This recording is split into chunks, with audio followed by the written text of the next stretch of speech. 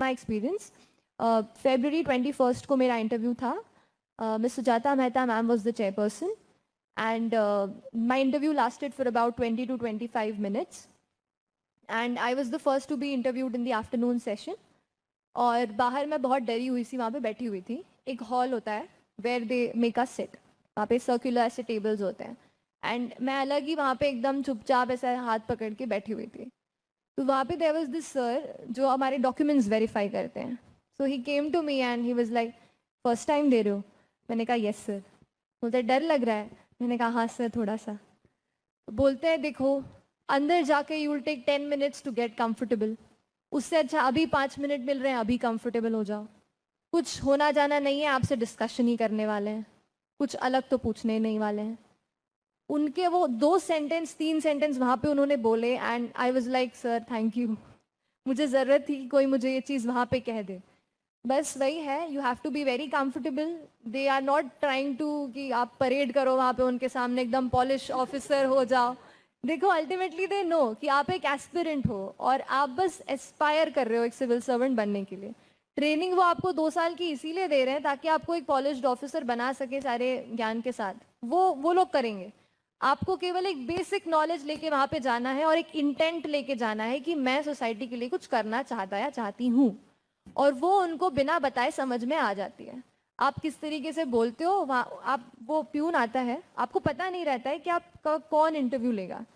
तो there is a person who will come to you और he will just take you. और मैंने बस बाहर बोर्ड वो पढ़ा वहाँ पे उन मैम का, और बस दरवाज़ा ओपन हो गया. और मुझे लगा इसके बाद भी मुझे बैठने को मिलेगा 1-2 मिनट. पर ma'am was waiting. Ma'am said good afternoon Srishti, and I was frozen. I said start हो गया. तो उसी टाइम से it begins. While you enter you sit there, they ask you couple of questions. मुझसे they started from my major project of chemical engineering, क्योंकि मेरा कोई job background नहीं था. सीधे 2018 में ग्रेजुएशन किया और पेपर दिया, तो they naturally asked me that question. उसके बाद फिर दे वेंट ऑन कि बिग डेटा के बारे में बताइए. फिर दे आस्क्ड मी कि you are a young girl, what kind of challenges will you face in governance. Then my optional was sociology, so he asked me how sociology will be helpful in administration. Then I'm from Bhopal, and we have anybody who listens to Bhopal away from Bhopal thinks about Bhopal gas tragedy.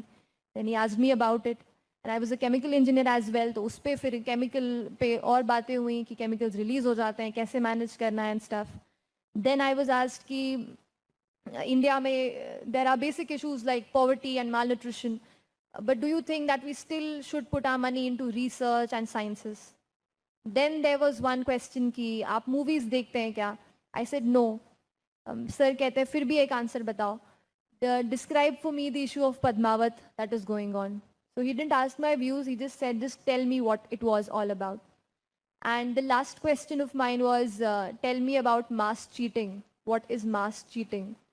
And then I said कि in some parts of India mass cheating, आप समझ रहे हैं, कोई photo आपके दिमाग में आया रहे क्या अभी mass cheating पे? कहीं पे किसी स्कूल में ऐसा हुआ है जहाँ अंदर बच्चे पेपर दे रहे हैं and then they are getting notes from outside? वही फोटो मेरे दिमाग में फ्लैश किया था and I explained जितना मैं कर पाई. So मैम said कि उसका impact education system पे क्या पड़ेगा? That was the question. ऐसे करके you get questions from your background and your current affairs. Current affairs जो चल रहा है वो हम पढ़ ही रहे हैं, इसीलिए अलग से अभी कुछ चिंता करने की ज़रूरत नहीं है. अभी प्रीलिम्स और मेंस पे ध्यान दीजिए. Whenever you are starting to prepare for UPSC examination, please do not think about your personality test. जब तक आप पर्सनालिटी टेस्ट तक पहुंचते हैं, आप इतनी चीज़ें पढ़ लेते हैं कि आपको समझ में आ जाता है कि एग्जैक्टली वहाँ पे क्या चल रहा है और क्या होने वाला है और क्या एक्सपेक्ट किया जाता है. तो अभी अगर आप एग्ज़ाम के प्रिपरेशन स्टेज में हैं तो मॉक इंटरव्यू देख लिया ठीक है, पर पर्सनालिटी टेस्ट पे इतना फोकस मत कीजिए. उसका जो पर्सनालिटी टेस्ट देखिए 2 चीज़ों में होती है. एक चीज़ वो नॉलेज जो आपसे पूछेंगे कि ये इश्यूज़ हैं क्या है, वो आप प्रीलिम्स मेंस के लिए पढ़ ही रहे हैं, उसी से आपकी तैयारी होगी. थोड़ा आपका ग्रेजुएशन का दे विल आस्क यू, वो आप कर ही रहे हैं. सेकेंड चीज़ जो आती है कि how you answer, how you express your ideas, how do you communicate, those things you can work on after your mains examination also. You have 2 to 3 months. जब आपका रिजल्ट आने वाला होता है या रिजल्ट आ चुका होता है, आपकी डेट आने वाली होती है या आ चुकी होती है, that is the time when you can brush up on. जैसे I used to speak in front of the mirror कि कैसे मैं बोल रही हूँ, कैसे एक्सप्रेशन दिख रहे हैं, उस पर